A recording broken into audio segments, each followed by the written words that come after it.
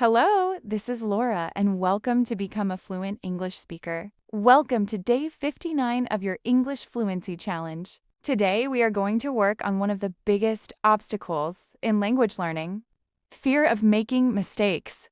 Because many people do not struggle with English itself, they struggle with fear, hesitation, embarrassment, and overthinking. Let me ask you something honestly. How many times have you stayed silent even though you knew what you wanted to say? How many times have you overthought simple sentences because you were afraid of sounding incorrect? That fear stops more progress than grammar mistakes ever will. Today, we are going to break that fear completely. Today, you will learn how to speak more freely, more naturally, and more confidently without being controlled by perfectionism. Let me tell you something important. Every fluent speaker you admire once made thousands of mistakes.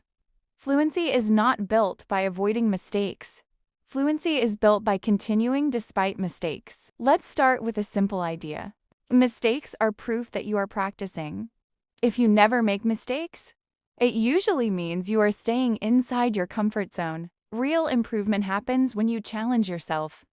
For example, if you accidentally say, "Yesterday I go to the market," instead of "Yesterday I went to the market," do not panic. Simply correct yourself naturally and continue speaking. That is exactly what fluent people do. Now let's go deeper. Stop apologizing for every small mistake. Many learners say sorry too often during conversations. Instead of stopping your flow, continue naturally with confidence. Communication matters more than perfection. Now let's practice. Someone asks, "How long have you been learning English?" You answer naturally without fear. "Honestly, I've been learning English for quite some time, and although I still make mistakes sometimes, I feel much more confident than before." This sounds natural and mature. Now let's move to your first exercise. It is called fearless speaking. Speak continuously for 1 minute without stopping yourself to fix every small mistake. Topic: your daily routine. Start speaking now. Keep going naturally even if your sentences are not perfect. The goal is confidence and flow. Now, your second exercise is positive self-talk. Replace negative thoughts with supportive thoughts. Instead of thinking, "My English is bad," say, "My English is improving every day through practice and consistency." Your mindset affects your fluency more than you realize. Now let's go deeper. Your third exercise is focus on connection, not performance. Conversations are not exams. People care more about understanding you than judging every sentence. When you focus on communication instead of perfection, your English becomes more natural automatically.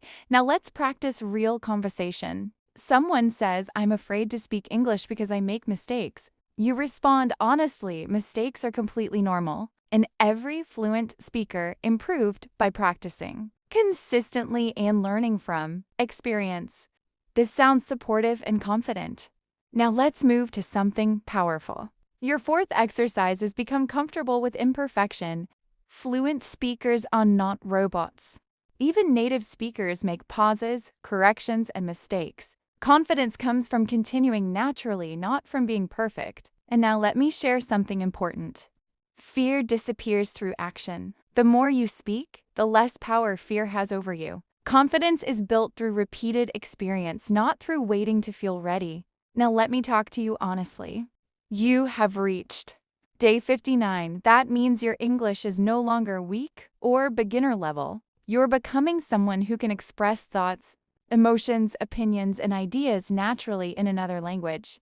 That is already a huge achievement. Now it is time to trust yourself more. Now let's do one strong exercise together. Speak for 1 minute about something you used to fear but gradually improved at over time. Start. "There was a time when I felt afraid of." Continue. Explain how you improved through practice and persistence. Keep your tone honest and confident. Now let me give you one powerful tip.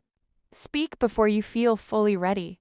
Waiting for perfect confidence usually creates more fear. Action creates confidence. Now let's do one final practice. Imagine someone asks, "What helped you improve your English the most?" You respond, "Honestly, the biggest improvement happened when I stopped fearing mistakes and started focusing on communication and consistent daily practice. This sounds powerful and natural. Now, before we finish, I want you to take action. Write in the comments, day 59 complete. And this time, write one sentence about a fear you are overcoming in your English journey. Keep it honest and real. This is Laura, and remember, real fluency is not the absence of mistakes. Real fluency is the confidence to continue speaking despite them. I will see you in day 60. Keep going.